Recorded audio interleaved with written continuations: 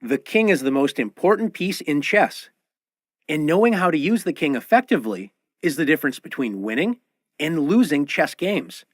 From the very beginning to the last move of the game, you need to know when to keep your king safe and when it's time to bring it out of hiding and use it to attack.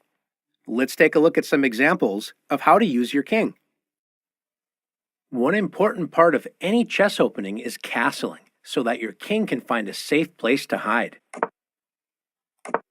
The king hides while the rest of the pieces battle it out in the middle game, trying to control the center, win material, and attack the enemy king. However, if the game gets to the endgame where most of the pieces have been traded away, your king becomes one of the most active, useful pieces on the board. White's king attacks both the knight and pawn. The king is actually quite powerful because he can move in any direction, one space. The king attacks both rooks at once, winning one of them on the next turn. So while the king is not fast, he's strong, as long as the king is not vulnerable. Once most of the major pieces have left the board, the king becomes a very strong piece in the endgame. Now that it's safe to move out of the castled position, both sides should activate their kings, moving them toward the center and trying to help escort the pawns up the board. Watch as one side activates their king and the other just pushes pawns, forgetting that in the endgame, the king is an active piece. White plays f3, opening up a path for the white king to move toward the center. Black should do the same thing by playing f6 or play king to f8.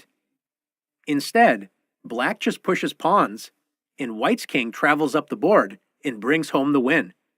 After h5, king f2, g5, king e3, f5, and king d4, Black keeps pushing pawns, forgetting that the pawn on b5 is all alone and could have used help from the black king. Now it's too late. After f4, White plays king to c5, and after g4, White captures the pawn with king takes b5.